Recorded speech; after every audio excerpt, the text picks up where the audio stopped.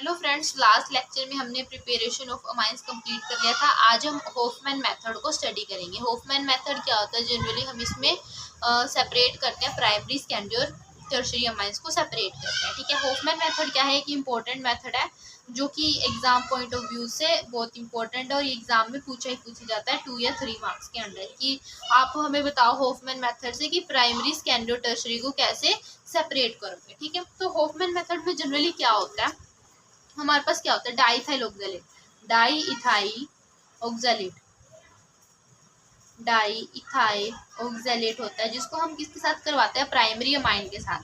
Primary amine के साथ जब कंबाइन करवाते हैं, ये निकल जाता है अलग से और इतना पोर्शन इसका ये निकल जाता है, तो क्या बना देता है? CO और इसका NHR, CONHR।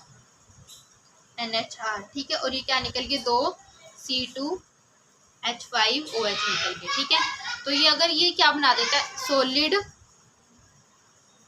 ऑक्सामाइड कंपाउंड है। क्या है? सॉलिड ऑक्सामाइड कंपाउंड है। ठीक है, अगर हमें ये तो क्या प्राइमरी अमाइंस को सेपरेट किया। अब सेकेंडरी अमाइंस का जब हम लेते हैं तो कैसे लेंगे?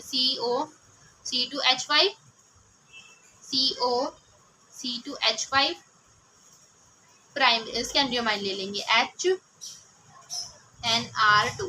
ठीक है, जनरली एक ही है कंपाउंड, यहाँ पे 2 लेना है, यहाँ पे एक ही लेना है, तो यहाँ पे एक से निकल जाएगा CONR2 C2H5। ठीक है, और एक निकल जाएगा हमारे पास C2H5OH, ये निकल गया। ठीक है, तो था सेकेंडरी अमाइन। ये बनेगा हमारे पास इथाइल ऑक्सामाइड, डाइइथाइल ऑक्सामिक एस्टर, या फिर ऑक्सामिक एस्टर भी लिख सकते हो आप इसको।